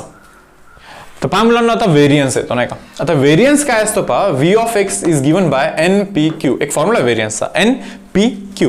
N means number of trials, P probability of success, Q म्हणजे probability of failure. Variance काय check करत असतं माहिती का म्हणून, व्हेरिएशन चेक करत असतं, म्हणजे आउटकम मधले व्हेरिएशन चेक करत असतो तो. समजा यार probability of success say for example 0.99 आहे आणि प्रोबॅबिलिटी ऑफ फेल्युअर ऑटोमॅटिकली 0.01 बनतं. हे तरी मान्य आहे तुम्हाला. म्हणजे समजा जर का एक एक्सपेरिमेंट करत असेल, नाही का, कॉइन काहीतरी असेल यार, एक्सपेरिमेंट असेल 1000 वेळेस केला, तर तुम्हाला तर हे क्लिअरली दिसतं की सक्सेस जरा जास्त प्रोबॅबिलिटी सक्सेसचा, बरोबर. म्हणजे आउटकम जो आहे ना, आउटकम त्या एक्सपेरिमेंटचा आउटकम हे प्रेडिक्टेबल बनतं. म्हणजे व्हेरिएशन जास्त आहे का? नाहीये, व्हेरिएशन फार कमी आहे. व्हेरिएशन हे तेव्हा जास्त बनतं जेव्हा आउटकम हे अनप्रेडिक्टेबल असतं. आउटकम अनप्रेडिक्टेबल तेव्हा असतं जेव्हा सक्सेसचा जो प्रोबॅबिलिटी असतो, ओके, हा हाफ असतो, हाफ. किती? हाफ. आणि फेल्युअरचा पण प्रोबॅबिलिटी ऑटोमॅटिकली हाफ बनतं. तुम्हाला असं वाटेल यार सक्सेसचा प्रोबॅबिलिटी सर जर का खूपच कमी झाला तर अनप्रेडिक्टेबल नाही का? नाही रे, हे पहा ना, सक्सेसचा प्रोबॅबिलिटी खूप कमी झाला म्हणजे फेल्युअरचा प्रोबॅबिलिटी खूप वाढला, म्हणजे आउटकम तर प्रेडिक्टेबल आहे, फेल होणार आहे, बरोबर ना. म्हणजे अनप्रेडिक्टेबल किंवा आउटकमचे व्हेरिएशन तेव्हा जास्त असतात जेव्हा या दोघांचा व्हॅल्यू ऑलमोस्ट बऱ्यापैकी इक्वल असतो. एक्झॅक्टली इक्वल असेल दोघांचा व्हॅल्यू तेव्हा व्हेरिएशन सर्वात जास्त असतं. सो व्हेरिएशन मेजर करण्यासाठी एक सिंपलचा टेक्निक आहे NPQ. तुम्ही म्हणणार कसं काय? हे पहा काय, तुम्हाला एक गोष्ट माहिती P प्लस क्यू हा तर 1च राहणार आहे. असे दोन नंबर आहेत ज्यांचं ॲडिशन 1 आहे, म्हणजे मी 1ला 2 नंबरमध्ये डिवाइड केलाय, बरोबर? ओके, ठीक आहे. NP तर 2 नंबरचा प्रोडक्ट हा तेव्हा मॅक्सिमम असतो जेव्हा दोघांचा व्हॅल्यू हाफ आणि हाफ असतो. आपण एवढी मध्ये केले तरी असे sums, divide 100 into 2 parts such that product becomes maximum, म्हणजे 50 आणि 50 मध्ये डिवाइड करायला लागत असतं, बरोबर ना? So divide 1 into 2 parts such that product becomes maximum. So half आणि हाफ मध्ये डिवाइड करायला लागतं. म्हणजे समजा मी जर का व्हेरियन्सला असं NPQ डिफाईन केलं तर हे समजतं ना रे. समजा पीचा व्हॅल्यू खूपच जास्त असेल 0.99 आणि क्यूचा व्हॅल्यू खूपच कमी असेल तर यांचा जो प्रोडक्ट असतो ना तो खूप कमी असतो, म्हणजे व्हेरिएशन खूप कमी, बरोबर ना? असंच तर शिकलो होतं आता आपण. व्हेरिएशन तेव्हा जास्त होतं जेव्हा हे हाफ हाफ होतात, आणि हे पण तर क्लिअर आहे यार की जेव्हा हे हाफ हाफ असतात तेव्हा त्यांचा प्रोडक्ट मॅक्सिमम असतो. सो व्हेरिएशन डायरेक्टली NPQ हा नंबर जो आहे, हा काउंट जो आहे तो व्हेरिएशनचा आपल्याला आयडिया देत असतो. So therefore variation is defined as NPQ. Yes students, ठीक आहे. आणि व्हेरियन्सचा जो अंडर रूट असतो ना याला बोलत असतो आपण स्टँडर्ड डेव्हिएशन. व्हेरियन्सचा under root is called as standard deviation. हे एक नवीन फॉर्म्युलाज आहेत नाही का, हे तुम्हाला लक्षात ठेवायचं व्यवस्थित. तर पहा आता सम स्टार्ट करतो मी. हा लास्ट क्वेश्चन आहे आपला एक्सरसाइज मधला. तर ते बोलतं n = 10 आहे म्हणे, ठीक आहे. p = 0.4 आहे म्हणे, म्हणजे ऑटोमॅटिकली q म्हणजे 1 मायनस ऑफ पीच असतो ना, म्हणजे 1 मायनस 0.4 म्हणजे 0.6 असणार ना तो, बरोबर की नाही? विचारतात काय e ऑफ x म्हणतात. अरे e ऑफ x म्हणजे एक्सपेक्टेड व्हॅल्यू ऑफ x असं असतं. e ऑफ x लाच मीन बोलत असतो आपण. मीनचा व्हॅल्यू माहिती तुम्हाला NP असतो. n चा व्हॅल्यू किती? 0. n चा व्हॅल्यू 10 आहे, सॉरी n चा व्हॅल्यू 10 इंटू p चा व्हॅल्यू 0.4. करा multiplication, you will gate 4 here, बरोबर ना? e of x is 4. ते म्हणतात v ऑफ x पण फाइंड करा, व्हेरियन्स ऑफ x. व्हेरियन्स तर माहिती आहे NPQ असतो नाही का? सो n चा व्हॅल्यू किती आहे? 10 आहे. p चा व्हॅल्यू किती? 0.4 आहे. q चा व्हॅल्यू 0.6 आहे. करा multiplication, you will gate 2.4 here. तुम्हाला 2.4 मिळणार आहे मुलांना. हा होता आपला सबटाईप नंबर 1. जातो मी सबटाईप नंबर 2 वरती. सबटाईप नंबर 2 मध्ये काय म्हणतात पहा, p चा व्हॅल्यू 0.6 म्हणताय, म्हणजे q चा व्हॅल्यू ऑटोमॅटिकली 0.4 आलाच पाहिजे, ऍडिशन शुड बी 1. मीन म्हणताय, हे पहा मीन 6 आहे म्हणे, म्हणजे NP 6 आहे रे बाबा, बरोबर ना? म्हणजे n p चा व्हॅल्यू तर 0.6 आहे ना, हा 6 आहे म्हणे. अरे म्हणजे ऑटोमॅटिकली n चा व्हॅल्यू हा तिकडे जाऊन डिवाइड झाला, 6 divide by 0.6 you will gate 10 here. So n चा व्हॅल्यू ऑटोमॅटिकली 10 बनतो. ते म्हणतात फाइंड n, केलं ना फाइंड. ते म्हणतात व्हेरियन्स पण फाइंड करा म्हणा. अरे व्हेरियन्स म्हणजे NPQ असतो. n चा व्हॅल्यू 10 आहे, p चा व्हॅल्यू 0.6 आहे आणि q चा जो व्हॅल्यू आहे तो ऑटोमॅटिकली 0.4 होणार आहे. करा या तिघांचा multiplication, you will gate 2.4 here. So variance जो आहे तो बनतो 2.4. जातो पहा नेक्स्ट सम वरती. हा वाला n किती रे? n चा व्हॅल्यू मुलांना 25 आहे, ठीक आहे. चलो, एक्सपेक्टेड व्हॅल्यू दिला 10. अरे म्हणजे NP दिला, NP दिला 10, बरोबर. आता ते म्हणतात p फाइंड करा म्हणे, p फाइंड करा म्हणे, ठीक आहे करूया. स्टँडर्ड डेव्हिएशन पण फाइंड करा म्हणे, बघूया. एक काम करायचं, जरा डिवाइड करा दोघांना, n will get cancel here. म्हणजे p चा व्हॅल्यू ना 10 डिवाइड बाय 25 बनतो, म्हणजे 0.4 बनणार आहे. डिव्हिजन कराल तर तुम्हाला ते समजेल. p चा व्हॅल्यू 0.4. आता p 0.4 असेल तर q 0.6 बनणार आहे मुलांना. येस और नो? p चा व्हॅल्यू तर मिळाला 0.4. स्टँडर्ड डेव्हिएशन म्हणजे काय रे? अंडर रूट ऑफ व्हेरियन्स म्हणजे स्टँडर्ड डेव्हिएशन, म्हणजे अंडर रूट ऑफ NPQ म्हणजे स्टँडर्ड डेव्हिएशन. n आहे, n तर त्यांनीच दिलाय, n तर 25 दिलाय. p आहे, काढलाय. q आहे, काढलाय. टाकून द्या, येऊन जाईल. नाउ नेक्स्ट लास्ट, मला असं वाटतं की हा सोडू का मी तुमच्यावरती? सॉरी, कुठे गेला? येस, लास्ट सबटाईप 4th वन, हा मी तुमच्यावरती पूर्णपणे सोडून देतो. तो एक करा सम. ओके, सो मुलांना सेशन आपण इथे आता क्लोज करूया. बायनॉमियल डिस्ट्रीब्युशन आपण टेक्स्टबुक मधून व्यवस्थित प्रिपेअर केलेला आहे. ओके, सो हे सेशन मी इथे क्लोज करतो. भेटूया आपण नेक्स्ट सेशनमध्ये विथ बायनॉमियल डिस्ट्रीब्युशनचे MCQs. Okay, bye everyone.